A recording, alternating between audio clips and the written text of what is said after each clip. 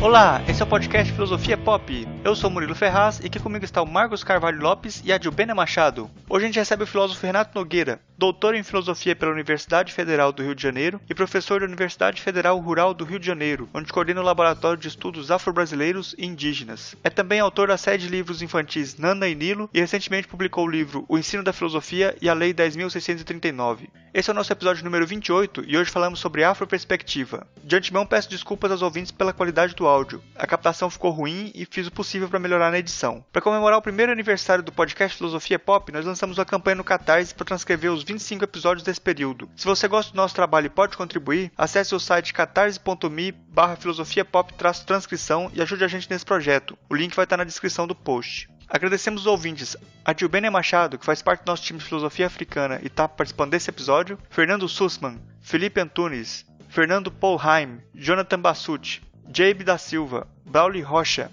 Hugo de Oliveira, Fernando Ferri, Matheus Machado, Edson Rosentowski, Jana Steffen, Alexander Marques, Fabrícia Ribeiro, Stefan Rafael, César Rodrigues Carlos, Renato Rocha, Felipe Ferrari, Roberta Hempel, Albert Kerschbaum, Vanderlei Luiz Weber, Juliano, Ana Carolina Spinardi, Enéas Melo, Tiago Bartoletti e Viviane Ribeiro, que já apoiaram o projeto, ajudando a viabilizar o acesso ao conteúdo do podcast para as pessoas com deficiência auditiva e a darmos o primeiro passo para o lançamento de um livro com os melhores programas do primeiro ano do Filosofia Pop. Muito obrigado mesmo de coração, é muito importante ter o apoio de vocês e estamos muito animados com esse projeto. Se você não conhece ainda o nosso site, pode visitar o filosofiapop.com.br e deixar o seu comentário. Tem sempre algum texto complementar no site. Siga a gente no Twitter, curta a página no Facebook ou envie um e-mail para contato@filosofiapop.com.br. Assine o nosso feed para receber os episódios no seu celular assim que forem lançados. Se você não sabe como fazer isso, tem um guia para te ajudar disponível lá no site. No Filosofia Pop, a gente pretende conversar sobre temas filosóficos e uma linguagem acessível. A ideia é usar também referências culturais como filmes, músicas ou programas de TV para ilustrar alguns conceitos, dialogar com coisas mais próximas da gente. A cada 15 dias, sempre às segundas-feiras, a gente vai estar aqui para continuar essa conversa com vocês. Vamos então para a nossa conversa sobre afroperspectiva.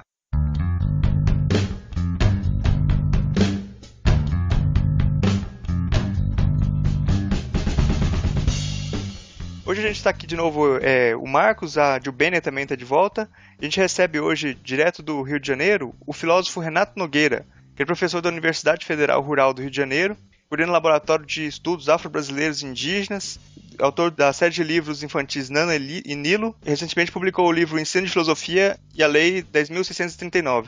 Gostaria de pedir para você se apresentar aí para as pessoas que não te conhecem ainda, para saber quem é você, com o que você trabalha. Sou Renato Nogueira, eu sou professor adjunto do Departamento de Educação e Sociedade, sou professor do programa de pós-graduação em Filosofia, também atuo no programa de pós-graduação em Educação, Contextos Contemporâneos e Demandas Populares, na Universidade Federal Rural do Rio de Janeiro, e também atuo como professor colaborador do programa de pós-graduação Filosofia e Ensino. A minha formação é toda na área de filosofia, graduação, mestrado e doutorado. Fiz a graduação na UFRJ, Federal do Rio de Janeiro, o mestrado na UFSCar, Federal de São Carlos, e o doutorado voltei para o UFRJ, onde estudei interfaces entre filosofia política, estética, filosofia da arte, com autores contemporâneos, autores modernos e antigos. Estudei bastante, por um bom tempo, filosofia alemã, tenho afinidades com temas, mas sempre também pesquisei e fiz investimentos no campo da filosofia africana. Bom, a nossa conversa de hoje vai ser sobre afroperspectiva. E eu gostaria de começar perguntando para o Renato, o que é afroperspectiva? Essa é uma boa questão. Afroperspectiva é um termo que aparece no nosso grupo de pesquisa, né? Grupo de pesquisa o qual tenho coordenado, né? Que está no CNPq. Grupo de pesquisa Afroperspectivas, Saberes e Interseções, AfroSim, com N no final. A afroperspectiva ela é devedora de várias leituras ou de várias abordagens. A afroperspectiva ela é devedora da perspectiva de Abdias do Nascimento, que trabalha com quilombismo, é uma referência muito importante para a afroperspectiva. Ele é mentor de um autor que é o Molefe Achante, que trabalha com a noção de afrocentricidade. A afrocentricidade foi super importante para que a gente pudesse pensar esse encaminhamento, essa abordagem que nós chamamos de afroperspectiva, e além disso, o perspectivismo ameríndio, assim tal como ele é trabalhado com Eduardo Viveiro de Castro, antropólogo brasileiro, que também nos deu algumas luzes para a gente pensar essa noção, essa abordagem chamada afroperspectiva. Então, resumidamente, a afroperspectiva é uma forma de abordar o conhecimento, uma maneira de construção do conhecimento, que é devedora de Molé Fechante, Abril do Nascimento, de uma discussão em torno do debate dos povos indígenas ameríndios. Então, a afroperspectiva é uma possibilidade de pensar a partir de um território epistêmico que não seja ocidental, dialogando com territórios epistêmicos ocidentais. Renato, você traz aí, né, de onde você fez essa construção do conceito, né, de afroperspectivismo. A minha pergunta, qual seria a relação com a ancestralidade, né, essa filosofia da ancestralidade que a gente pensa como, vamos colocar entre aspas, mas uma atualização da filosofia africana no Brasil, assim. Então, qual seria essa relação? Você traz essa relação desde a perspectiva do Eduardo Viveiro, pensando povos indígenas? Então, essa foi a própria ideia de perspectiva, porque a afrocentricidade, ela não é, em certa medida, ela não é essencialista. Mas era uma discussão que a gente possa dizer. Eu considero Molé Fechante um dos pensadores assim, mais interessantes da contemporaneidade. Termo centricidade é a partir de um lugar. Em certo momento, a própria ideia de centricidade tem uma perspectiva. E a noção de ancestralidade é super importante. Então, eu depois, né, eu tive contato primeiro, né, eu conheci Eduardo Davi Oliveira, um dos Copênios, e nesse Copênios, a partir daí que eu fui conhecer o trabalho da ancestralidade, que também está na sua dissertação, né, da Udibéria. E a partir daí a gente tem dialogado mais hoje também com ancestralidade, e reconhecer que a ancestralidade ela é fundamental para a gente pensar a nossa perspectiva. E a gente tem feito isso em trabalhos com samba, por exemplo. Nós chegamos a publicar um livro que foi até republicado digital, o Ministério, na ocasião a CEPI, né, em conjunto com o Ministério com a Biblioteca Nacional. A gente foi premiado, eu pesquiso, para lançar o livro Samba Logo Penso, Afroperspectivas Filosóficas para Pensar o Samba. Então a ideia foi justamente filosofar com o samba, a partir do samba, com o samba, através do samba. E a ancestralidade foi fundamental para fazer isso. Então a gente tem cada vez mais operado, dialogado. Porque a afroperspectiva, essa é uma coisa importante, o encaminhamento afroperspectivista é da permeabilidade. É muito de manter novas relações, estabelecer novos encaminhamentos. Então, nesse sentido, ele está sempre aberto para essa discussão da construção. Eu sempre faço a mesma pergunta pro Renato, que eu fiz uma entrevista com ele para uma revista de banca, e algumas perguntas a gente sempre repete. Por exemplo, essa diferenciação entre afroperspectiva e afrocentrismo é sempre bom esclarecer, né? Porque ele mostra o recorte que ele faz do Assante e como ele delimita o que é interessante ou não. Queria que você explicasse essa diferença entre afrocentrismo e afroperspectiva. O que acontece? O próprio Assante, na verdade, ele fala em afrocentricidade mais que em afrocentrismo, né? Que seria algo de mais críticas. Mesmo assim, a afrocentricidade tem sido, eventualmente, alvo de críticas. Agora, eu me declaro, sim, alguém que opera, que trabalha com afrocentricidade, tá? A afrocentricidade ela é uma referência para o meu trabalho. Agora, do ponto de vista do meu trabalho filosófico, dos investimentos que eu tenho feito no campo de estudos da filosofia e também da educação, a gente tem nomeado isso de um encaminhamento afroperspectivista por outras razões, pelas seguintes razões. Dentre uma delas é de que nosso caráter é policêntrico, nosso caráter é polirracional, nosso caráter ele opera com a mesma ambiência da afrocentricidade, em certa medida, mas a gente faz um recorte mais filosófico. Nesse recorte filosófico, nós somos chamados para aquilo que nós consideramos uma coreografia do pensamento, ou seja, o pensamento filosófico, pensar o pensamento, e também a gente faz um recorte que é estritamente mais filosófico. Então tem isso na perspectividade. Até porque a afrocentricidade ela extrapola o campo da filosofia, ela se pretende um paradigma, né, no sentido lá do Thomas Kuhn, um paradigma mesmo intelectual que recorta e atravessa diversos campos do conhecimento. E a perspectividade a gente está preocupados, se ocupando da filosofia, né, como área de conhecimento, e dialogando com a filosofia Ubuntu, dialogando com a ancestralidade cada vez mais, dialogando com a filosofia da sagacidade, dialogando com todas as perspectivas filosóficas africanas em geral. Então é nesse sentido que a gente faz, não que a gente tenha sido exatamente um abandono da afrocentricidade, mas é um recorte daquilo que nos interessa para fazer uma filosofia em que a gente possa contemplar ancestralidade e futuridade, como a gente costuma dizer. Tá? Então é nesse sentido que a afroperspectividade, ou os encaminhamentos afroperspectivistas, eles dialogam com a afrocentricidade, assim como dialogam com o pensamento indígena, com o pensamento ameríndio também. Tá? Você falou na sua primeira fala, você tinha falado sobre... Tem alguns assuntos relacionados com samba também. Como que você trabalha o samba nessa perspectiva?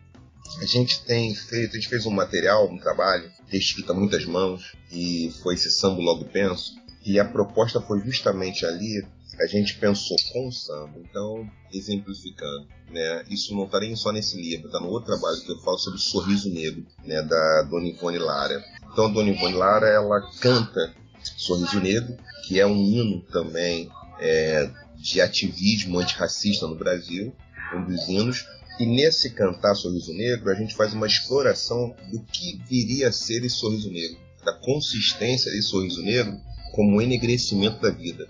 Então a gente procura fazer uma inflexão sobre o conceito de sorrir de modo negro, de sorriso negro, e vai buscar numa etimologia do termo negro em línguas africanas, tá? No próprio egípcio antigo, que é Kemet, que quer dizer negro, preto, em que a ideia de negrura, negritude, a ideia de negrura, ela tem relação direta com revitalização, com florescimento, com expansão de vida. Isso que o termo negro quer dizer. Então a gente no Sorriso Negro vai interpretando uma letra da música, então faz uma discussão e vai pensar uma ética a partir da concepção de Sorriso Negro. Então tem um texto que a gente fala sobre a ética do tamborim, ele fala sobre a ética da malandragem, a ideia de malandragem, o conceito de malandragem como um conceito de vagar pelo mundo, né? A ideia de vagabundear.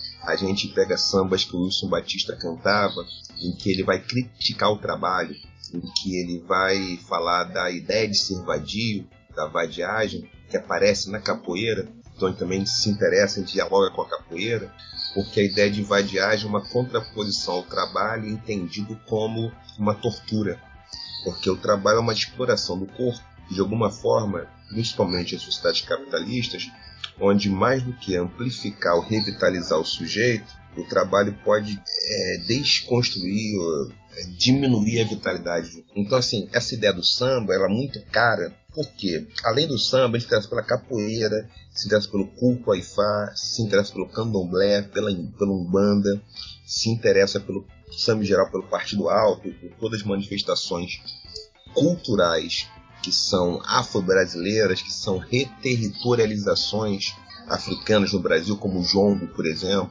Então, todas essas manifestações, a gente procura, com a afroperspectividade, fazer um texto, fazer uma interlocução, fazer uma produção. Então, é nesse sentido que a afroperspectividade, ela pretende usar de mídias diferenciadas. Ela tem essa intenção também. Então, a afroperspectividade não tem também, obviamente, ela não tem titularidade, é uma coisa que é polifônica, ela não pertence a um grupo, mas ela pretende justamente se permitir essas associações, essas articulações. Então volto na sua questão, que é sobre o samba. Então a gente usa o samba, é usado pelo samba. O samba é uma potência fundamental para a gente poder fazer filosofia junto e fazer até um samba filosofia. A gente fez até uma roda de filosofia samba, uma roda de samba filosofia. No final do ano passado, no final de 2015, num evento no FRJ, a gente fez uma roda onde a gente fez um partido alto, onde a gente versava, junto com cavaquinho, teve cavaquinho, teve também pandeiro, onde um cavaquinista que é professor de filosofia, é doutorando, a gente começou a tocar, demos o tom e fomos ali debatendo uma questão no partido alto, no ritmo do partido alto. Então tinha que versar. Então, o que é a filosofia? aí tinha um tema, a gente ia também versando no improviso. Então a gente encerrou uma mesa fazendo essa manifestação. Então essa é um pouco a intenção da perspectividade, é justamente fazer uso dessas outras possibilidades que não são muito utilizadas, né? Então é um pouco por aí que a gente pretende, que a gente utiliza o samba. Não sei se ficou enegrecido, mas se não for enegrecido, a gente volta um pouquinho. Essa fala do Renato me remete continuamente ao conceito que eu venho trabalhando, né, junto com o Eduardo, essa questão do encantamento com a vida, né? Eu vejo essa filosofia que a gente pensa, essa filosofia africana pensada no Brasil, e esse conceito, o modo como o Renato vem desenvolvendo o afroperspectivismo, como essa relação contínua com a vida, com o que a gente faz e o ato do encantamento mesmo com a vida, né? Então, são ações, é um samba, mas é uma postura política também, né? O samba com essa postura política que sempre teve, né? Mas que ele está trazendo nesse momento para pensar a filosofia, mostrando que a gente pensa a filosofia a partir de todos os âmbitos, né, do lugar onde a gente está, das experiências que a gente vive, assim. Então eu estou compreendendo, obviamente puxando sardinha para o meu lado, essa questão do encantamento com a vida, né, esse reviver, revitalizar, né, esse fortalecimento, assim. Então, para mim, é bem interessante essa perspectiva que Renato vem trazendo e as possibilidades com as quais ele vem trabalhando, né? Mostrando as diversas possibilidades que a gente tem de filosofar, de vivenciar também essa filosofia, né? Então, seria mais um comentário, assim. Eu tô nessa do me aprofundar no encantamento, né? Cada vez mais lendo o trabalho de Adil Dênia, que eu tô lendo a dissertação dela, tô no meio, vou fazer até um comentário depois, quando terminar. Eu estou gostando do trabalho dela. Já li os trabalhos do Eduardo, né, da Oliveira, né, então eu tenho um livro dele. Então, assim, são coisas da ancestralidade que a gente tem procurado também incorporar. A gente tem essa ideia mesmo, a afroperspectividade, como ela é policêntrica, ela é permeável para se associar, se articular com essas perspectivas também afro e também indígenas. A gente tem também um pouco essa ideia que foi até uma demanda de fazer uma filosofia africana, brasileira, afrodescendente, e também de pensar uma filosofia dos povos indígenas, as filosofias dos povos indígenas, a demanda também da LDB.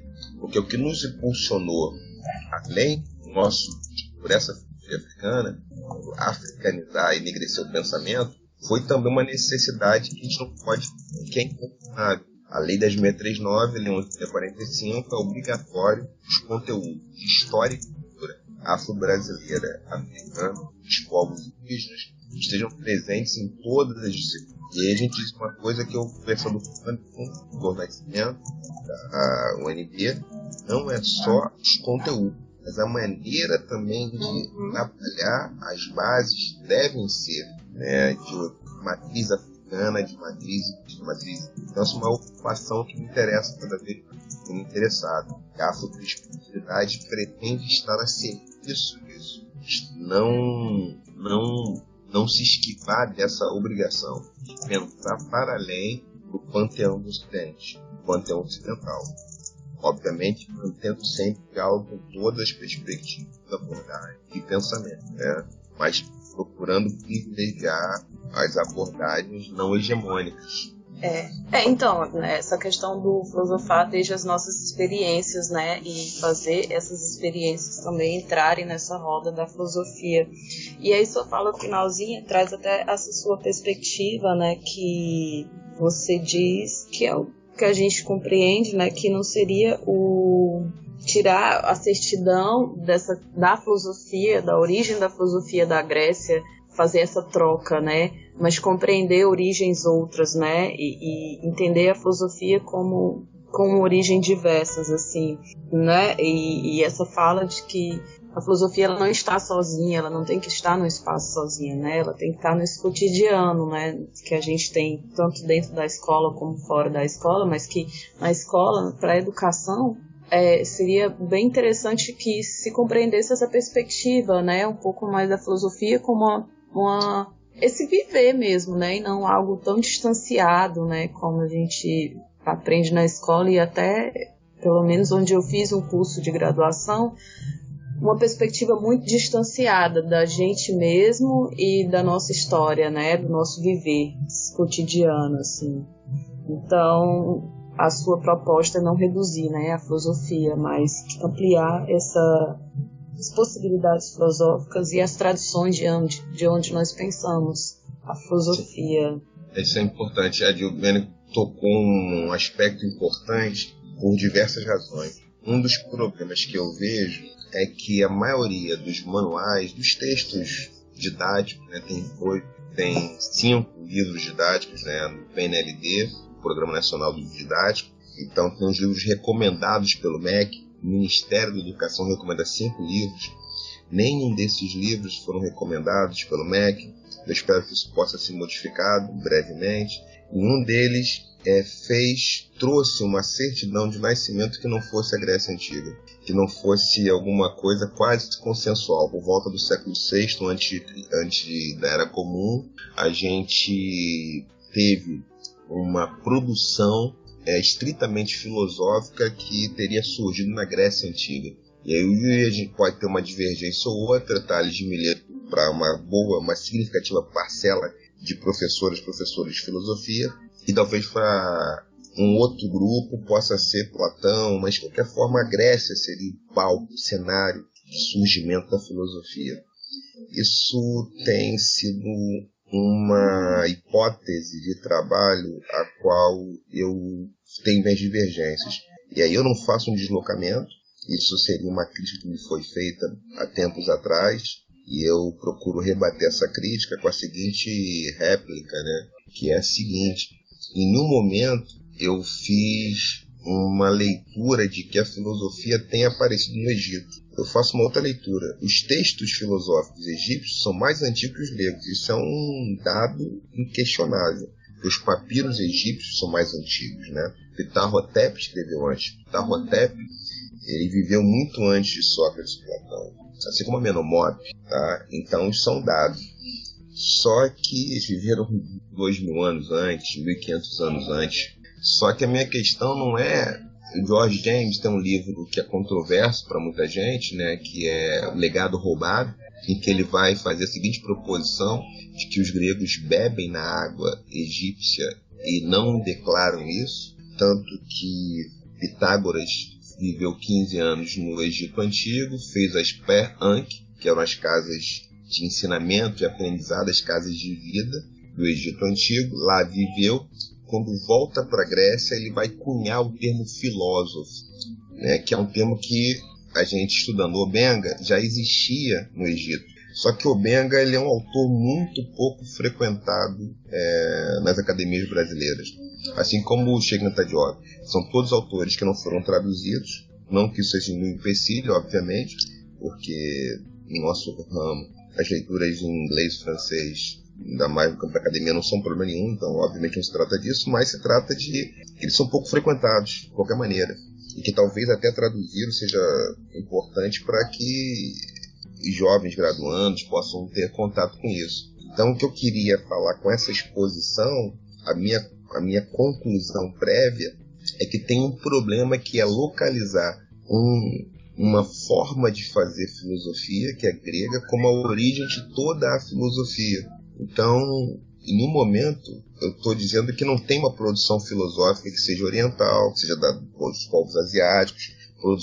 produções como vão dizer alguns pensadores contemporâneos, ameríndios, vão dizer que tinha uma produção filosófica maia, asteca. Eu não tenho investigações nesse campo, né, da cultura maia asteca, mas tem intelectuais tremendos aí que estão reivindicando isso. E é um material pouco conhecido. O material que eu conheço com mais profundidade, que eu conheço bem, tenho escrito sobre isso, falado sobre isso, é o material egípcio, material africano. Então há material africano, vasto material africano, que é anterior ao material grego.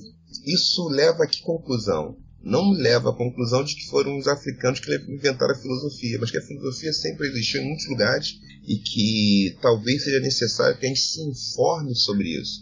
A minha perspectiva não é entrar num debate né, quem começou a filosofia, África ou Ocidente, europeus ou africanos, né, gregos ou egípcios. A minha discussão não está nisso, a minha discussão é de outro patamar, é do patamar que existe uma vastidão de produções filosóficas que, se a gente ficar restrito a esse falso problema, nós vamos deixar de enriquecer o debate filosófico. E para o enriquecimento do debate filosófico, eu penso que é incontornável que a gente faça leituras como Ptah Hotep, Amenhotep, Mericarré e tantos outros e outras, né?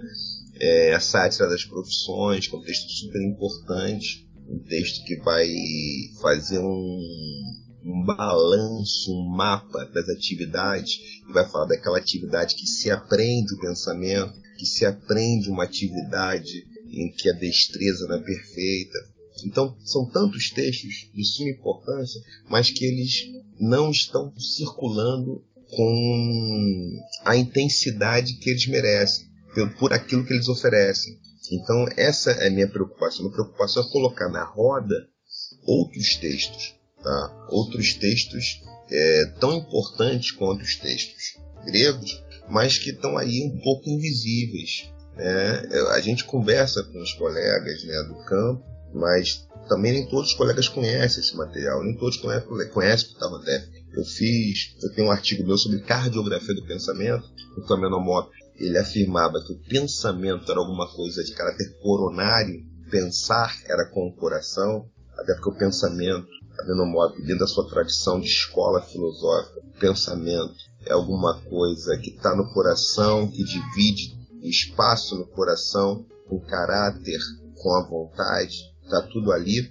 E eu fiz um texto, né, junto com um grupo. O texto é da minha autoria, mas o texto que foi alvo de uma comunicação, uma apresentação que eu fiz no encontro de egiptologia.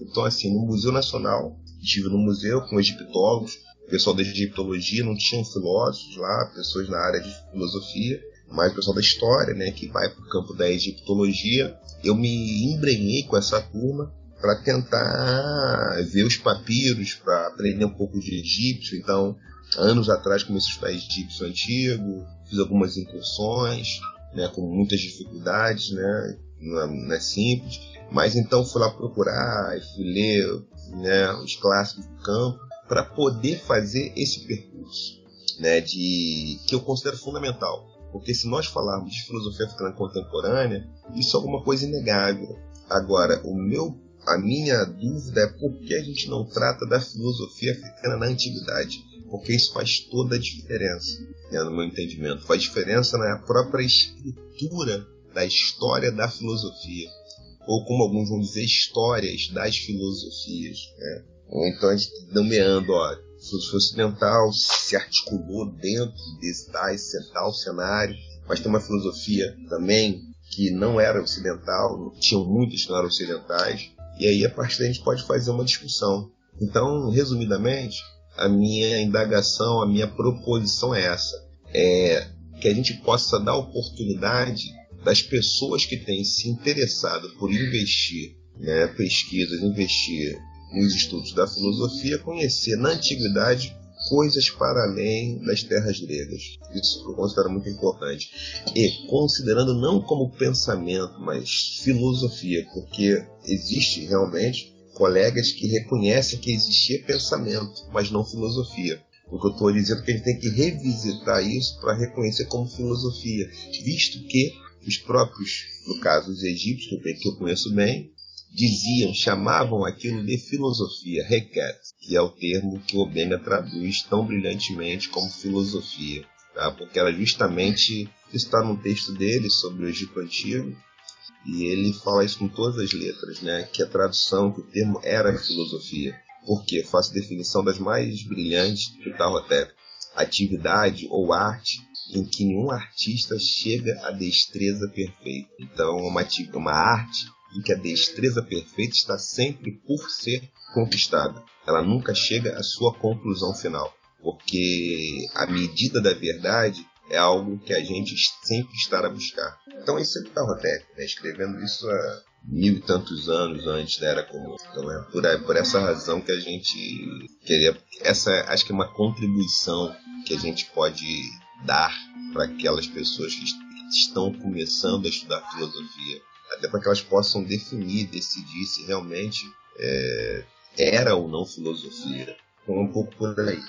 Eu acho que é muito interessante essa inserção do multiculturalismo dentro da filosofia, mas eu vou perguntar por outro lado, problematizar o unanimismo, porque mesmo quando a gente faz a abordagem da Grécia Antiga, do Egito Antigo, via Diop ou Benga, tem um pressuposto de uma unidade cultural da África negra, e eu fico com esse problema de um certo unanimismo.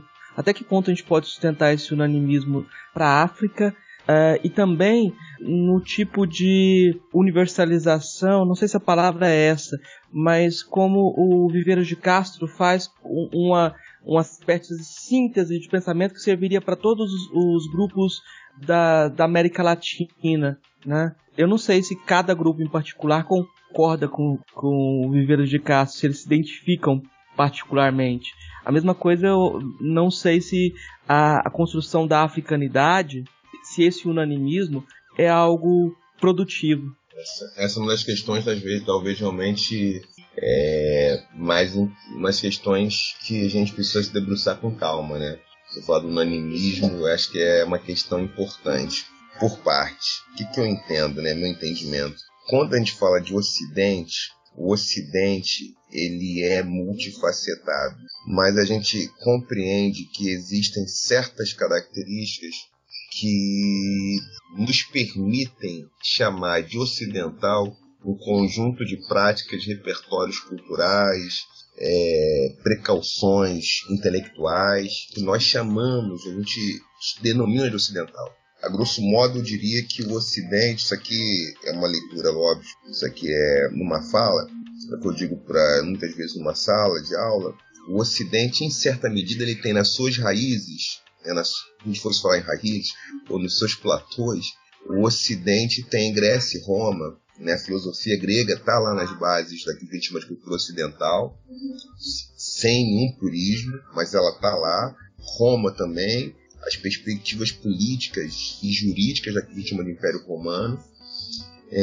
De alguma maneira também o recorte da espiritualidade judaico-cristã, que é um recorte espiritual que tem uma dinâmica em busca da salvação, uma dinâmica que opera com a ideia de tribo eleita, tem um povo eleito, um povo que tem direito à recuperação de um paraíso perdido. Isso está presente na cultura ocidental, isso está lá nas bases judaico-cristãs. Do ponto de vista do Estado, tem aquelas nuances que são construídas com a Revolução Francesa, né? O ideário, liberdade, fraternidade, igualdade, o Estado tripartido de Montesquieu está lá presente, né? Um Estado que tem instâncias executiva, legislativa, instância jurídica, isso está previsto. E tem também modos de produção e uma sociedade que se articula em torno do trabalho e que os modos de produção vão disputando a eficácia. Socialismo, capitalismo, por exemplo. Eu penso que o Ocidente se caracteriza por isso. Eu penso que isso que viabiliza que exista o euro na Europa. Então, eu penso que do mesmo modo, acho que isso é importante, quando eu falo em África, eu não penso a África só na dimensão continental. Porque o Ocidente poderia ser o quê? Europa, os povos do Norte. Mas a gente não chama... tem alguma coisa para a Europa, óbvio que um francês ele pensa diferente de um inglês, né? A Inglaterra é a mesma coisa que a França, mas eles têm contornos que os aproximam, que nos possibilitam chamar de Europa, que seria esse solo comum. Eu penso que o James e panafricanistas, ícones do panafricanismo, eles operam dessa maneira. A África não são apenas 55 países, 6 regiões linguísticas diferentes, não são apenas cerca de 900 e tantos povos diferentes, mas tem um contínuo, uma articulação que a gente poderia colocar em torno da xenofilia, matrifocalidade, de uma espiritualidade quemético iorubá, banto, onde a ancestralidade é a chave dessa espiritualidade, onde a ideia de tribo eleita não está prevista. Então, penso que esses elementos, eles constituem aquilo que eu posso chamar de um paradigma cultural África, assim como tem o paradigma cultural Ocidente. Então, não é uma planificação, uma pasteurização, mas é uma leitura política de que essas perspectivas culturais, elas têm dinâmicas próprias de funcionamento. Não são puras, de forma nenhuma, o Ocidente não é puro, mas tem uma pauta, uma agenda que é da cultura ocidental. Algumas coisas que, de alguma forma, elas possibilitam que a gente possa falar em euro. O euro ser uma moeda, a Europa ter um mercado comum. É nesse sentido que eu entendo que tem África e que tem povos indígenas da América. Tá? É nesse sentido.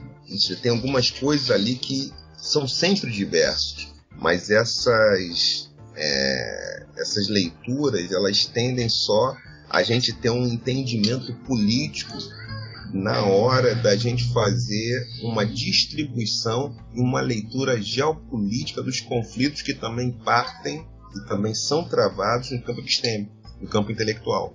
Então, no campo intelectual, existe alguma coisa que é do bojo da cultura ocidental, como tem coisas que são do bojo da cultura africana, da cultura dos americanos. Tá?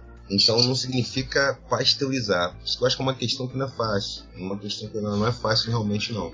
Isso me faz entender, eu quero falar mais sobre ela, até porque para aprender mais, para pensar mais, as provocações que vocês me fazem são importantes, mas queria ouvir vocês também um pouco mais sobre essa questão que eu considero uma das mais importantes, porque senão a gente não falaria em Ocidente, senão não teria nem mercado como o europeu.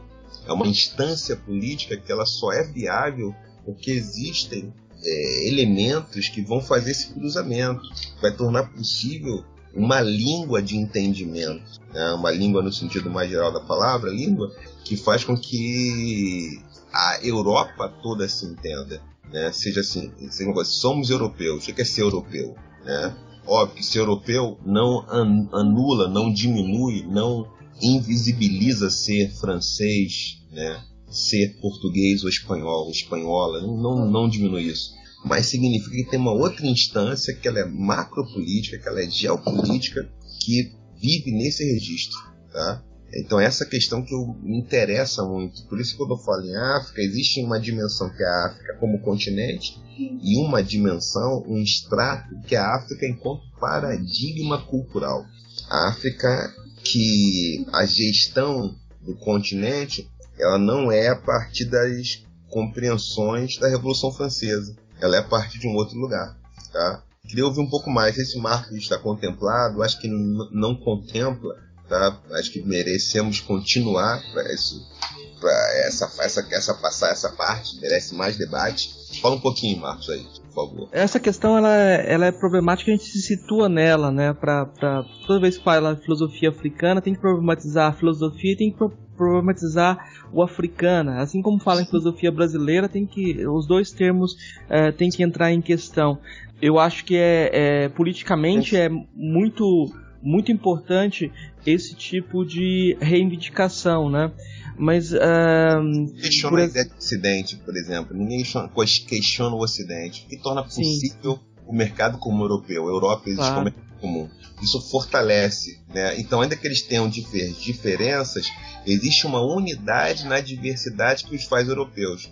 Talvez seja essa unidade na diversidade que possa criar um mercado comum africano, criar o Afro como moeda daqui a algum tempo, ou criar o Américo como moeda das Américas. Isso, do ponto de vista geopolítico, é uma garantia também de sobrevivência. Se a gente pensar que no contexto geopolítico tem disputas por recursos, essa é uma das tônicas, e os povos disputam recursos que são finitos. Nessa disputa por recursos finitos, toda a artilharia ela entra em choque, em conflito, para que alguns povos tenham esses recursos. E nessa hora os povos se associam por afinidade que são de ordem cultural. E nessa hora, aí, essa ideia continental, ela acaba fazendo um certo sentido no arranjo. Tá? Foi uma leitura muito aqui, né, um pouco geopolítica, lembrar até de autores que não falam disso, mas que talvez também, falar de um francês aí, de um ocidental, Michel Foucault, fala de relações de poder, que vai pensar o poder, fala tem isso, tá lá. Dá pra cumprir isso até com Foucault, essa disputa, né? Parece. E por que essa reivindicação? Porque a Europa reivindica essa unidade com a diversidade. Que ela não anula ser inglês, não anula ser português, mas ela sabe que na disputa por recursos finitos tem uma identidade, uma identificação, melhor dizendo, tem um conjunto de identificações que parte daquilo que a gente pode chamar aqui de raízes comuns.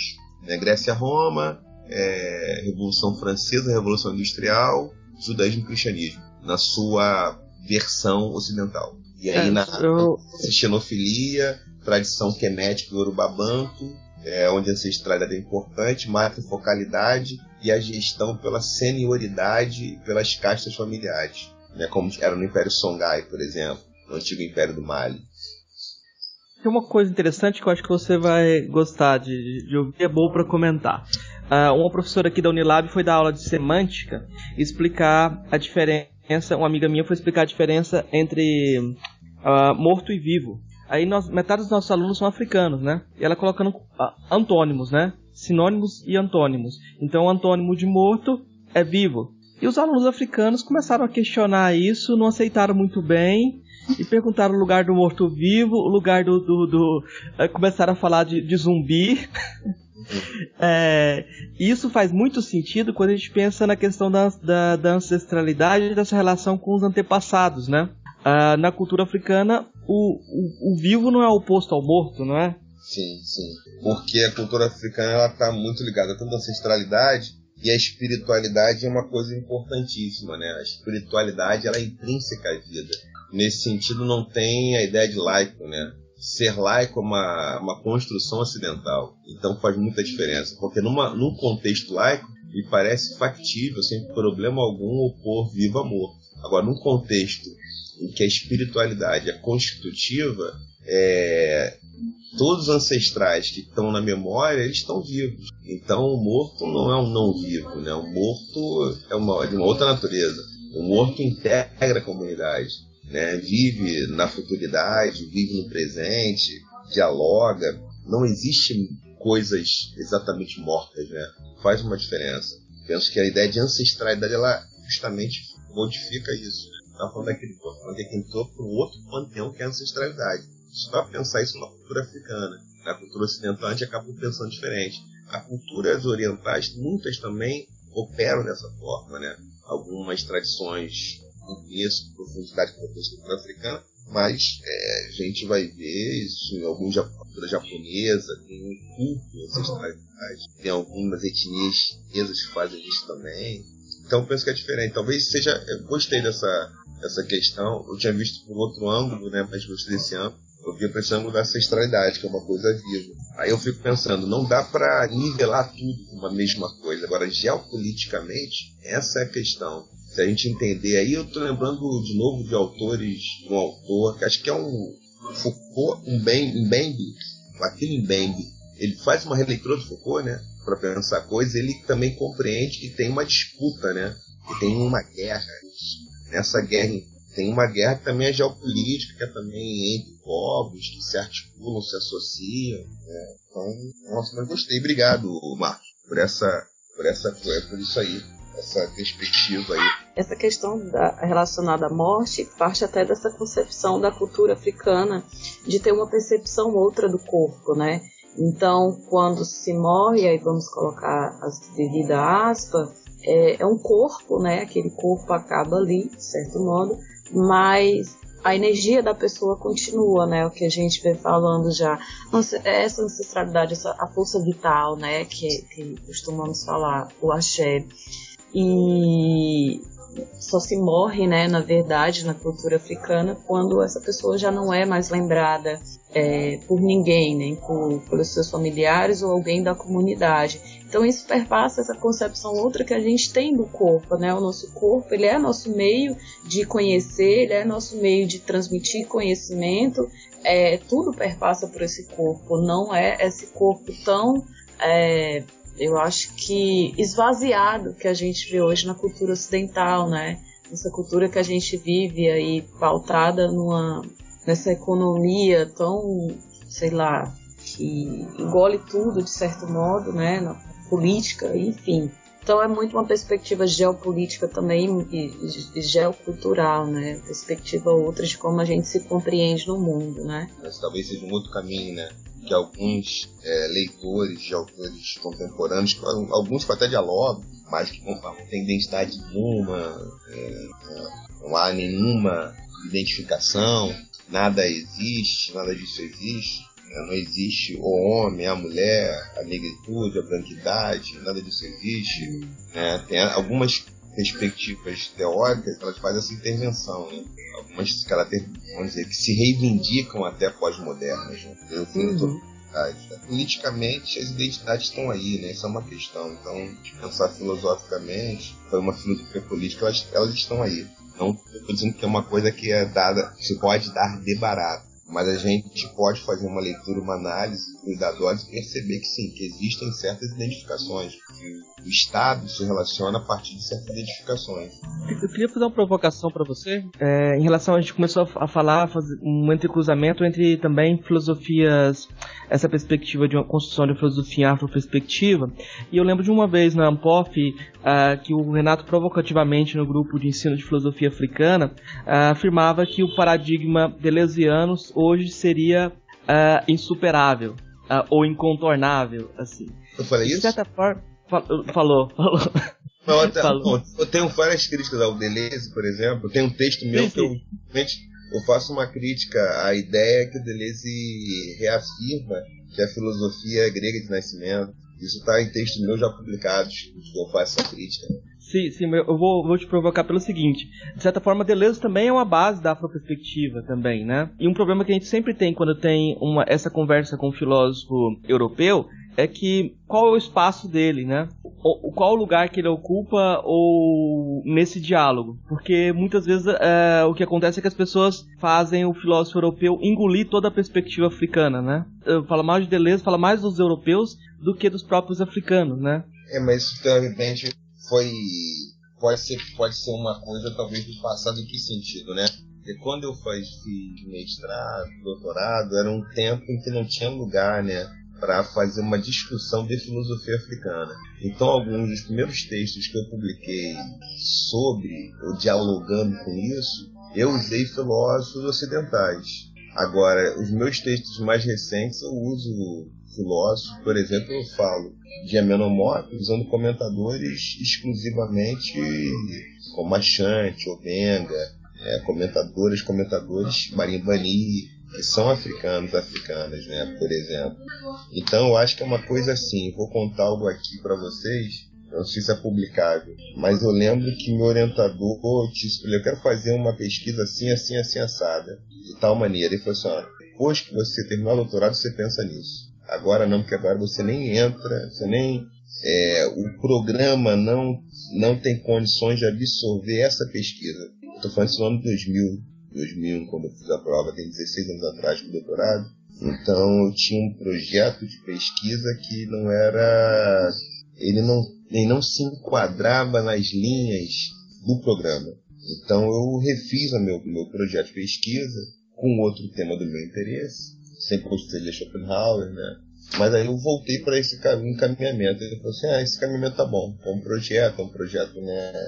Tal, e acabei fazendo esse projeto. Eu tinha outras ideias de trabalho que talvez naquele momento, talvez hoje fosse possível, 2016, entrar com um trabalho daquele tipo. Mas naquele momento não era viável, porque não tinham pessoas para orientar, o programa não trabalhava com esse olhar. Então talvez sua provocação ela é uma provocação importante para o Marcos, mas eu atribuo isso ao contexto, né? Porque eu sou mais velho que vocês, sou da idade do Eduardo. Nós entramos na graduação nos anos 90, né? Eu entrei em 1991 na graduação. Então, em 91, quando eu tinha 18 anos, isso não tinha sombra sobre esse assunto, sobre esse tema.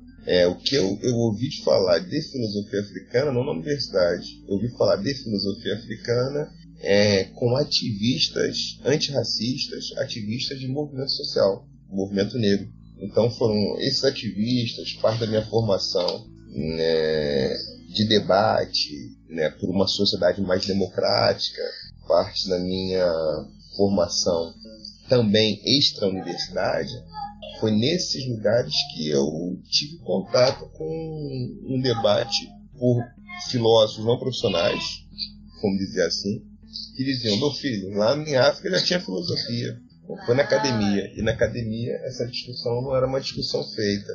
Então Deleuze foi um autor qual durante anos realmente eu gosto de Deleuze, um autor que eu acho que dá para fazer muita coisa para fazer esse trabalho. Mas eu diria que a perspectividade ela hoje é muito mais Abdias do Nascimento, né, muito mais Molefe Achante, muito mais Marinho Bani, muito mais Obenga, Mohamed Ramos do que Deleuze como diálogo, né? Lógico, sou um leitor de Deleuze, leitor de Schopenhauer, leitor de Platão, sou leitor desses autores todos. Meu doutorado eu usei Platão, Schopenhauer, Deleuze, mas hoje eu tenho lido muito esses autores africanos, né?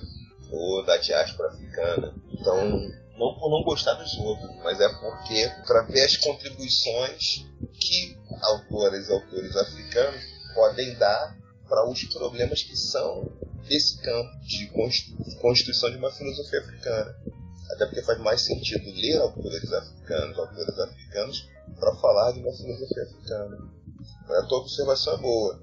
Eu sei esse conto, deve ter sido 2006 isso, né, na Ancora, né, 2006. Ou não? Foi. Acho que foi, a gente estava no grupo de pragmatismo, depois a gente foi lá no seu grupo. Deve ter sido 2007. Isso.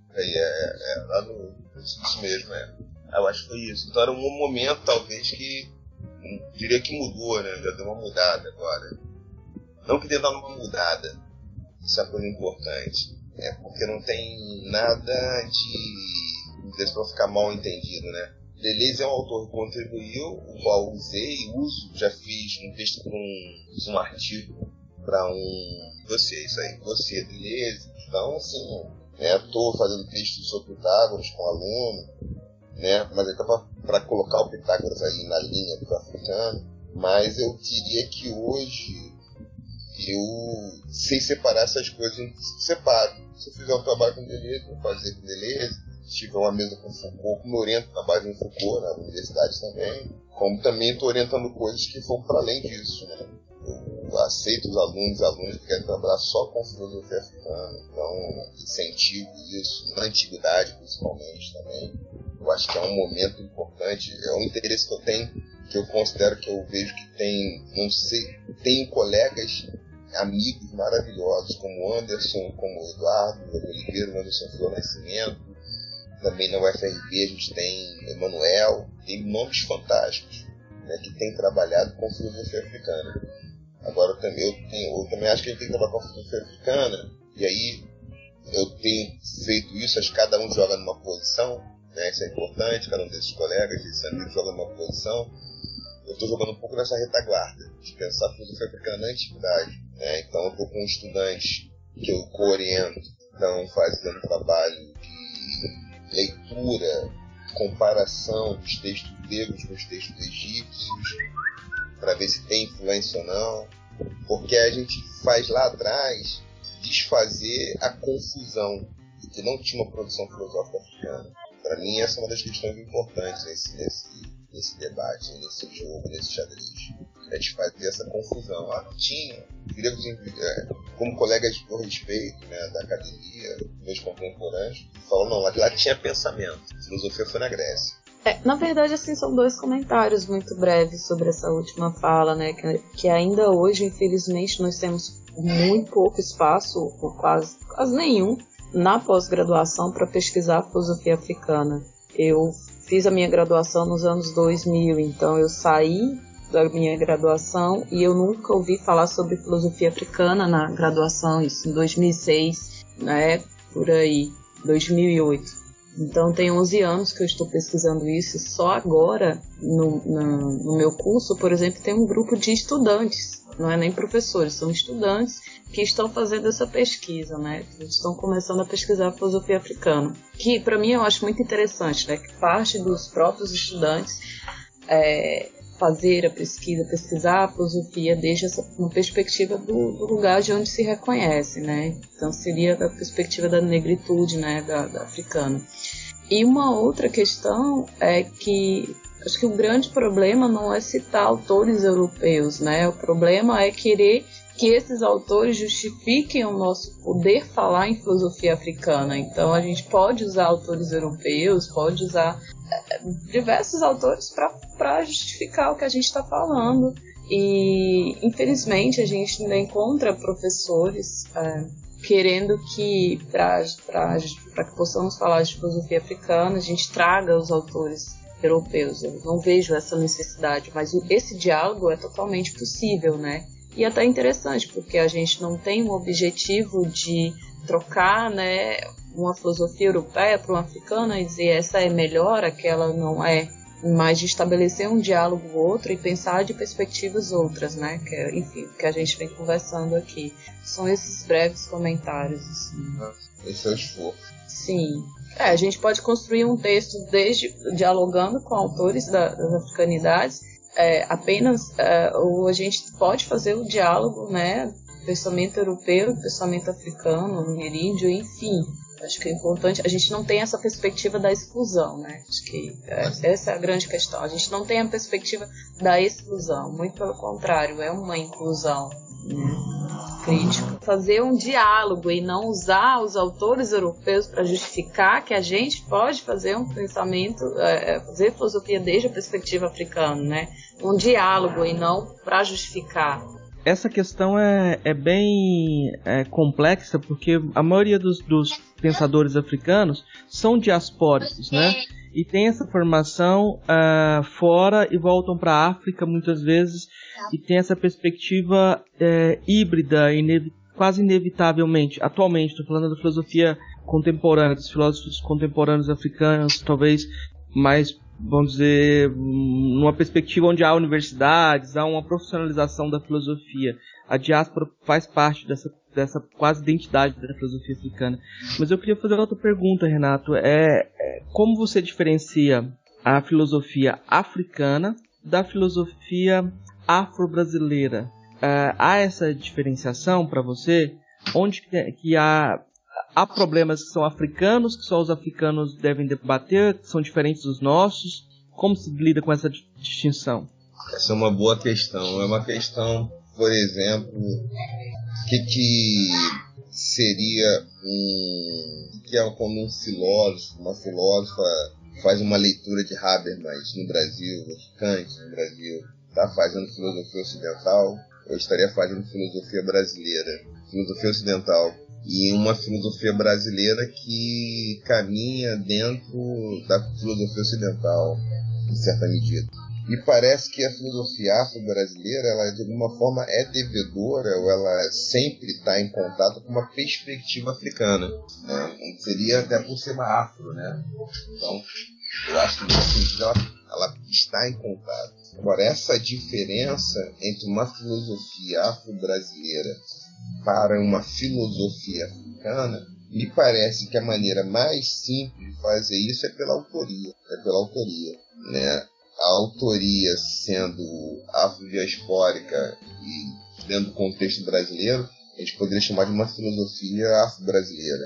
Agora, também depende do autor, da autora, porque se for um autor panafricanista, e eu tenho convergências com o panafricanismo, por exemplo, eu entendo a perspectiva do panafricanismo, pode reivindicar que produz uma filosofia africana, ainda que não a faça no contexto africano continental.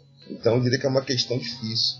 Fazer essa diferença talvez seja uma diferença que está um pouco na autoria, em vários sentidos. Quando a autoria reivindica, então, nomear o seu trabalho como um trabalho de caráter afro-brasileiro. Eu diria que é por aí.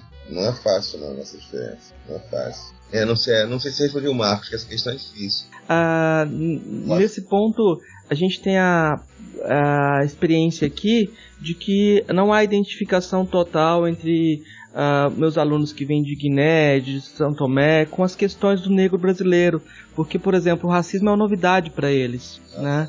Então, as questões de construção de identidade, elas tocam diferente para eles, né? Talvez o conflito entre tradição e modernidade seja um problema muito maior, na África do que é para os afro-brasileiros, né? Eu não sei, eu vejo como problemas, como estrutura de problemas e construção de nação, por exemplo, a construção de estruturas políticas específicas que dialoguem com os povos distintos. Eu acho que essas questões elas são africanas, né? Me parece que tem diferentes questões aí. E aí eu acho que a questão do território, como você falou, a questão geopolítica, acaba influenciando nessa construção das próprias questões, né? E da autoria dessa abordagem. E aí mesmo um panafricanista brasileiro reivindicando tá fazendo a filosofia africana diaspórica, a filosofia africana na diáspora é diferente da filosofia de alguém que tá na África e parte da África. Eu acho que isso é um problema mesmo. Concordo. Realmente faz diferença. A experiência do racismo é diferente, obviamente. Tem outros problemas de outra natureza. Nesse sentido, sim. É um tema pra gente, então para ser pensado, um tema que está em aberto. Esse tema está em aberto. Ele continua em aberto. Se a Dilbene, Vou fazer um comentário sobre isso bem rápido e vou fazer uma pergunta. Na verdade é isso que a gente fala, né? Que a filosofia da ancestralidade ela faz um pouco desse intermédio, porque nós somos africanos nascidos cá e não lá, então as perspectivas são efetivamente diferentes, né? Como bem colocou o Marcos, assim. Então a filosofia da ancestralidade é interessante nesse sentido, por estabelecer esse diálogo. A pergunta, na verdade, eu queria que o Renato fizesse um poucos comentários sobre... Tem um livro dele, Era Uma Vez no Egito, que é muito bom para se trabalhar com crianças, e ele vem dedicando um tempo dele para produções escritas voltadas para criança. Nana e Nilo, né, Era Uma Vez no Egito, enfim... Seria um diálogo também com a filosofia, Nana e Nilo, eu compreendo, assim, uma iniciação para as crianças, né, de certo modo. Eu queria que ele comentasse um pouco, assim, se há uma relação, Era Uma Vez no Egito, sim, né, mas esse trabalho que ele vem desenvolvendo com Nana e Nilo. Então, no último trimestre, né, há muito tempo eu já tinha interesse em literatura, isso é um outro lado do meu trabalho. Tanto que eu tô numa fase da vida que eu tenho que me dividir um pouco, porque tenho vários interesses, como todo mundo. Mas fora os meus interesses em filosofia, eu tenho interesse em educação, que é um interesse em quais são as estratégias de produção de subjetividade, como a formação interfere na cabeça, no jeito, no pensamento. Estou muito ocupado com isso. E nessa ocupação, isso casou com uma outra coisa. Lá atrás, em 94, 95, eu tinha interesse em literatura, como sempre tive. Eu era leitor dos clássicos, sou leitor, até hoje eu sou de um clube de literatura, que até eu tenho que terminar umas leituras de 2 livros. É um clube de literatura da minha mulher, da Carla, de uma amiga, que organizou junto com ela. E elas me chamaram, a gente lê um livro por mês, a ideia era essa, às vezes bimestralmente, de literatura, cada um escolhe e a gente debate. E eu já li literatura, eu lia aquilo que todo mundo lê. Então eu lia Machado, lia Clarice, né? Lia Manuel Bandeira, lia poesia e prosa, né? Lia que todo mundo lê. E o que acontece? Eu tinha interesse em escrever literatura. Fiquei anos, eu fiz cursos de criação literária com João Gilberto Noll, autor de Fúria do Corpo, autor premiado. Fiz com uma crítica literária importante, Maria da Graça Creton. Eu tinha 20 anos de idade, 21 anos, 22 anos, 23 anos. Fazia estudos, eu fazia essa incursão tentando escrever literatura. E comecei a escrever coisas. Só que passados anos, minha filha nasceu em 2009, minha filha mais velha. Eu me voltei para pensar a escrita de uma literatura infantil, casada na interface com a educação. Visto que a literatura infantil ela nasce no Ocidente muito ligada à educação. E o meu interesse era pensar as mídias que dialogam dentro do espaço escolar na produção e na difusão de conteúdo para a criança. Então surgiu em 2011, a gente começou, eu já tinha um projeto anos antes, que na primeira ideia desse projeto, contar para vocês, foi em 98, que era animação, história em quadrinho, que são coisas que eu também, são mídias que eu sempre gostei. Então eu sempre assisti desenho animado, eu desenhava, parei de desenhar, mas eu fazia roteiro para história em quadrinho, tal. Então tem um amigo que é o Sandro Lopes, uma amiga que é a Cris Pereira, são pessoas da área de design, de arte, teatro, e que desenham tudo, animam tudo, fazem coisa para internet, conhecem altas linguagens. A gente sentou, conversou e eu produzi, escrevi Naninilo como projeto. Sentamos juntos, fizemos uma marca, a gente fez uma animação, um filme que quando o zumbi era criança, né? O filme chama-se Nani e Nilo Tempo de Brincar, em que a Nani e o Nilo vão lá e conhecem um zumbi quando ele era criança, no Quilombo dos Palmares. A Dandara também era criança, eles tinham 7, 8 anos, que é a idade da Nani e do Nilo. Aí depois, durante, a gente fez 8 músicas, eu ajudei a compor 8 músicas com Augusto Bapt, que é um produtor musical fantástico. Ele chegou com a gente para somar no grupo, e eu escrevi, fiz o terceiro livro, que o lançamento é 14 de maio de 2016, na Casa do Saber. O DVD lançamento foi 19 de março de 2016, na Casa do Jongo, na Serrinha, em Madureira, com a comunidade da Serrinha em peso. Mais de 100 crianças da Serrinha foram lá participar do lançamento do DVD. Então eu tenho hoje me dividido, muitas vezes ou às vezes, nos momentos eu não tenho feito intervenções ou investimentos em filosofia africana, porque eu estou fazendo um investimento que é na produção de conteúdo para plataformas diferentes no Naninilo. Que plataformas são essas? A gente fez DVD musical, animação, produziu música, frevo, carimbó, rancheira gaúcha, toada do boi,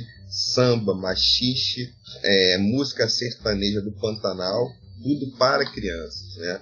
Ou voltado para criança, ou com infância, com criança. E animação, roteiros para isso. A gente fez os livros, 3 livros, o terceiro livro está saindo agora, saiu agora, acabou de ficar pronto o terceiro livro, né? Lançamento 14 de maio de 2016. A gente está fazendo coisas para a internet, que a gente deve lançar em 12 de outubro de 2016, lançar um site que é um mundo, esse site, para criança, pais e profissionais de educação. Então estou numa arquitetura que tem sido, na qual tenho investido muito tempo, que é o Naninilo. Então muitas vezes eu não estou na filosofia, às vezes eu estou com a filosofia o tempo todo, em certa medida, mas eu estou produzindo coisas, estudando infância, estudando perspectiva, estudando linguagens para isso. Era uma vez no Egito, foi uma incursão, eu fiz com outro ilustrador, queria fazer com o Sandro Lopes, que é meu amigo e que é meu sócio na marca Naninilo, junto com a Cris, mas não pude fazer isso com o Sandro na ocasião, porque fiz com uma editora que já tinha um ilustrador, a negociação era mais difícil, e fizeram uma vez no Egito. Então foi com outro ilustrador, nem sempre é fácil, pela linguagem, pela intimidade que eu tenho com o Sandro, talvez fosse diferente, mas fizemos o Era Uma Vez no Egito, que era justamente foi um esforço para apresentar para quem está começando os anos na escola, para apresentar esses filósofos africanos da antiguidade. Então, Penomop, Ptahotep, né? É um livro que eu quero até refazer esse livro, né? Não agora, porque agora eu estou um pouco tomado por Naninilo, e a gente está estudando várias linguagens, a gente tem projetos quadrinhos, Naninilo, a gente já tem a questão da música, a gente fez as músicas, a gente fez um show musical, né, que foi Augusto Bapt, a Carla Cris, que cantaram, né, as meninas cantaram, foi super legal, cantaram as músicas do Naninilo nessa apresentação. Então eu tenho um trabalho transmídia com o Naninilo. Isso é uma outra ordem de trabalho, que é atravessada pela filosofia, de uma filosofia que pensa infância, fundamentalmente, em que eu penso basicamente no Naninilo 3 encaminhamentos: educação das relações étnico-raciais na história e cultura brasileira, africana, dos povos indígenas, educação ambiental, e penso a articulação das artes, dança, música, teatro e artes visuais. Então Naninilo tem essa conjuntura de pensar esses elementos articulados, onde a resposta para a educação ambiental é a partir de uma perspectiva filosófica africana,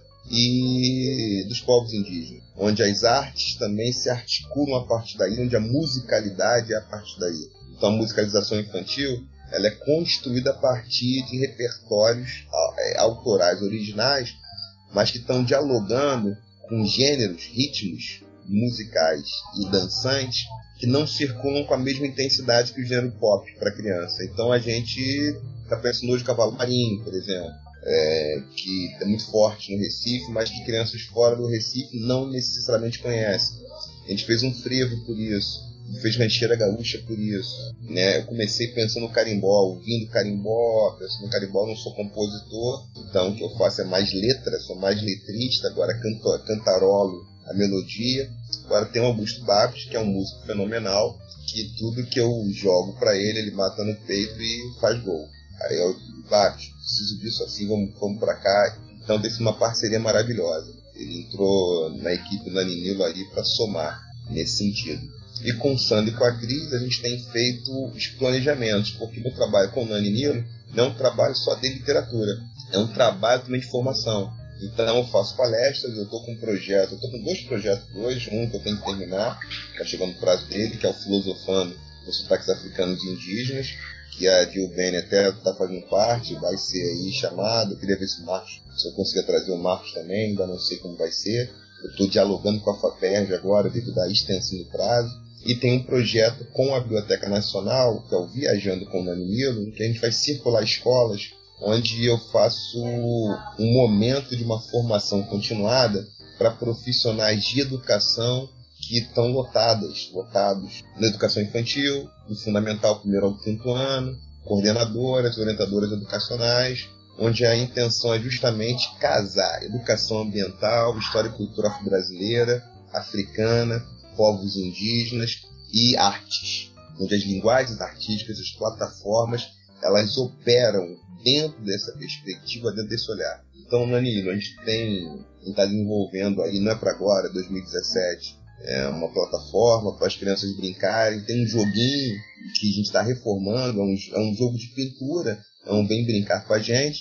Ele está fazendo um jogo numa perspectiva africana, eu estou com o aluno que a gente estuda jogos, então a gente tem feito isso. Então o Nani Nilo tem sido uma boa parte dos meus investimentos intelectuais produtivos, porque com o Nani Nilo a gente, teoria e prática estão juntos, a brincagogia ela está junto. Então o Nani Nilo tem sido hoje aí um dos meus principais sonhos, do ponto de vista produtivo, de construção, e ele é sempre uma discussão filosófica, né?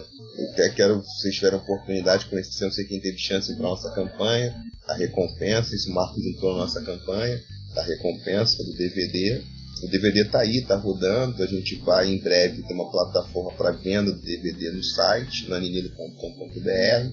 Agora, é um trabalho que é de contribuir para a formação de quem aprende a formar, de quem está formando e aprendendo, que é a professora de educação infantil do fundamental, 1º ao 5º ano. Então estou voltado para esse público, que é uma coisa que eu faço como professor do curso de pedagogia. Então, vejam vocês, são dois trabalhos que eu estou fazendo, que eu tenho que, durante a semana, me dividir um pouquinho nesses investimentos. Por isso, Nani Nilo. E era uma vez no Egito essa tentativa de casar isso com a filosofia africana para crianças, com crianças. Mas o Nani Nilo, ele é também filosofia, mas ele é muito a formação continuada, né? É um trabalho que não é feito para criança. A gente não está disputando o mercado, o território, com os trabalhos de entretenimento, nem trabalho didático. Aí a gente faz um trabalho que é aprender divertindo, divertir aprendendo. A gente convida a escola para a escola aprender a aprender, as professoras a aprender para aprender com as crianças. Então esse tipo de trabalho eu tive agora há pouco tempo numa escola privada no Rio de Janeiro. Eu faço muitas escolas públicas onde eu converso com adultos e com crianças, onde eu discuto matemática, discuto matema e faço tudo numa perspectiva Nani Nilo. Então eu faço essa discussão e a gente pensa, esse material Nani Nilo nos ajuda a fazer isso aqui, essa história ajuda a fazer isso, esse filme aqui ajuda a fazer aquilo. Então por esse caminho que a gente tem atuado. Então vamos partir para as indicações então? Renato, você trouxe alguma coisa para indicar para os ouvintes aí hoje? Rapaz, indicaria a vocês o livro Naninino na Cidade Verde. É um livro que está acabando de sair. É um livro que ficou muito interessante. É um livro que a gente fala de Ubuntu e Tecuporã com crianças. É um livro em que a Nana e o Nilo vão para o futuro, vão para uma cidade que se tornou uma aldeia quilombola no futuro. Então é um livro para criança nessa faixa que está em letramento, em alfabetizar-se, em afrobetizar-se, como diz, né, a Vanessa Andrade, né? Fazer uma afrobetização, uma indigenobetização. E a gente chama essas crianças, a Nana e o Nilo chama as crianças, pega uma criança ocidental para conhecer o futuro, onde os povos quilombola e os povos indígenas, eles ajudaram a reinventar o mundo e reinventaram o Rio de Janeiro, no caso. O Rio de Janeiro passou a se chamar Cidade Verde, que virou uma aldeia quilombola. E nessa aldeia quilombola que virou o Rio de Janeiro, os princípios normativos da cidade é a filosofia Ubuntu e a filosofia Tecuporã, do povo Guarani, que é a filosofia do bem viver. Então, isso dito de forma muito simples, com alguma poesia, né, que a gente tenta fazer, para que as crianças nessa faixa do 1º ao 5º ano possam dialogar com isso e as professoras teriam material para pensar como introduzir o pensamento Ubuntu, o pensamento Tecuporã. Então, eu diria que uma contribuição que eu acho que eu posso dar hoje, mais intensa, porque ela extrapola, porque o Naninino também está virando um jogo, o Naninino é um DVD, o Naninino é uma plataforma de diálogo na internet, então está se transformando nessas coisas. Então eu penso que a Naninino na Cidade Verde, eu gostaria muito de ouvir as críticas, ouvir as observações das professoras, das coordenadoras pedagógicas. Quando eu falo professores, com um território feminino, eminentemente feminino, território fundamentalmente feminino, território da educação infantil, do ensino fundamental, 1º ao 5º ano. Queria ver como é que isso pode estar nesses espaços, nos espaços escolares, e também não só, também no espaço cotidiano, né, das mães, dos pais, da tia, dos tios, da avó, do avô, lendo para as crianças. Então, é uma das minhas grandes aventuras, das minhas alegrias, hoje realmente o projeto Naninilo, não pela sua envergadura exatamente, mas pela sua capacidade de capilarizar, de se articular organicamente no espaço escolar. Estou preocupado muito com isso, com a formação continuada das pedagogas, das profissões de educação e dos profissionais de educação que atuam nesse setor. Agora, não podia também deixar de colocar uma outra contribuição nossa, uma contribuição que eu fiz, escrevi aí inspirado pela ancestralidade, que foi Ensino de Filosofia e a Lei 10.639, pela editora Palas, que foi um livro também que foi contemplado pela Biblioteca Nacional, né? A gente participou de um edital, e o Ministério da Cultura, a Fundação Biblioteca Nacional, acabou nos contemplando, então fico muito feliz com isso. E saiu esse livro Ensino de Filosofia, a Lei 10.639, e ficou pronto no final de 2014, o lançamento foi feito em 2015. Então, um livro aí que não tem muitos anos, muito tempo, e fiz uma versão dele anterior, melhorei, trabalhei em cima dele, em 2015 ele foi lançado. Então serão 2 indicações, e gostaria também que quem pudesse no Naninilo participasse com a gente, que nos procurasse para dialogar em torno. Eu estarei com um grupo do projeto, contando histórias para crianças, com crianças, e falando com professoras, professores, em 8 cidades do Rio, São Paulo e Minas Gerais. Então a gente vai fazer isso agora a partir do mês de junho. Aí estou retomando esse trabalho agora, na próxima semana, para fazer essa agenda. E o livro Naninilo na Cidade Verde vai ser aí um dos atratores para o diálogo desse trabalho. Então é um pouco isso. Quando eu falo de Naninilo, eu me empolgo um pouco, porque eu estou muito ligado nisso, porque realmente foi um lugar que eu fui para a literatura, eu voltei à literatura. Eu desde 93, 94 pensava em escrever literatura. Tentei muitas vezes, não gostava de nada do que eu fazia. Aí fui amigas minhas, eu tenho uma amiga da literatura que é a professora de literatura, Fernanda Felisberto. Ela falou, tem que ler os formalistas russos, escrever na sua inspiração. Eu falei assim, fui estudar literatura um tempo. Eu já tinha feito oficinas de criação literária com essas 2 pessoas, né? o João Gilberto Noll, que é um autor premiado, um autor que era amigo do Caio Fernando Abreu, né? Um autor conhecido aí, brasileiro, interessantíssimo, contemporâneo, falecido no século XX, né? Falecido no século XX, e a Maria Graça Creton, que é a crítica literária. Mas aí fui nisso, aí com a minha filha nascendo, eu falei, a minha literatura infantil. Até a minha ancestralidade tinha falado, né, que eu tinha que falar com crianças. O meu caminho era contar a história para crianças. Então eu tinha esquecido esse chamamento, mas quando a minha filha nasce, eu falei, caramba, é isso mesmo, agora eu tô lembrando. Eu tinha me dito que era isso. Também aí fica o DVD, que era uma outra sugestão. Sugiro aí que conheçam o DVD Nana e Nilo os Animais, que é um DVD musical com músicas originais, em que tem uma coisa que eu considero as mais importantes do meu trabalho. Foi colocar seres humanos, o meio ambiente, animais não humanos e a cultura no único plano. Para quem assistiu o DVD vai perceber que é tudo num plano só.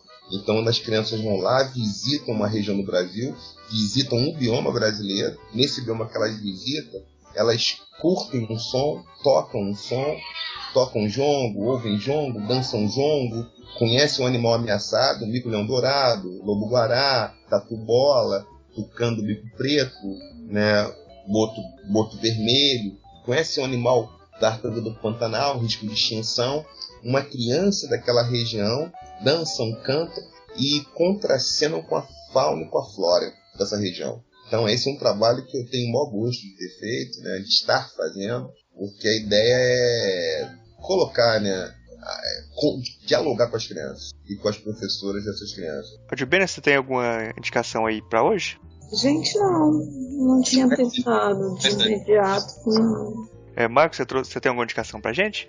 Eu vou fazer a indicação do livro, 2 livros, O Samba e a Filosofia, que vocês podem procurar aí na internet, é fácil de comprar, que é uma coletânea também que o Renato é um dos organizadores, de um livro que acabou de sair pela editora FI, chamado O Carnaval e a Filosofia, que é disponível para baixar gratuitamente e também você pode comprá-lo se você quiser, tem essas 2 possibilidades. Eu queria indicar também o site da revista Capoeira, Humanidades e Letras.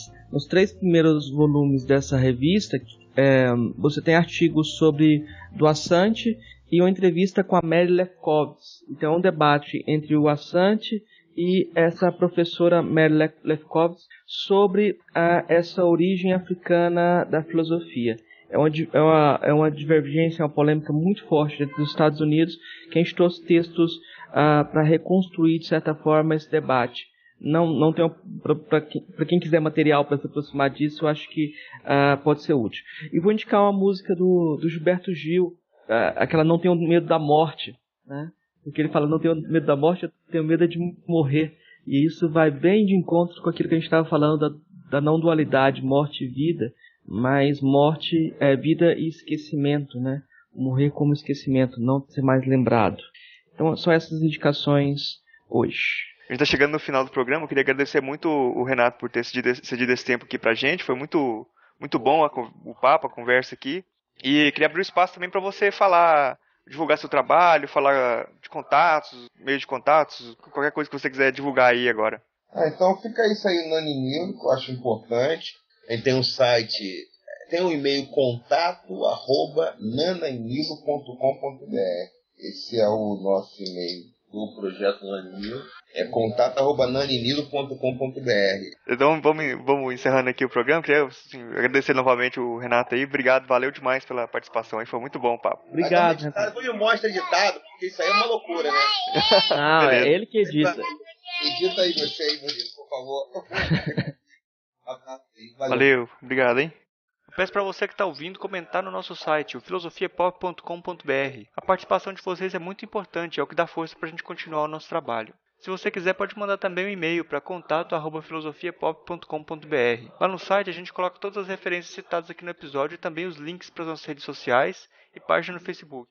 Se você quiser ajudar a gente, você pode compartilhar os episódios com os amigos e também avaliar no iTunes. Isso ajuda muito a gente a subir na classificação deles e trazer muito mais ouvintes. Você também pode contribuir com a nossa campanha no site catarse.me/filosofiapop-transcrição. O link vai estar no post. Obrigado a todos e daqui a 2 semanas a gente está de volta.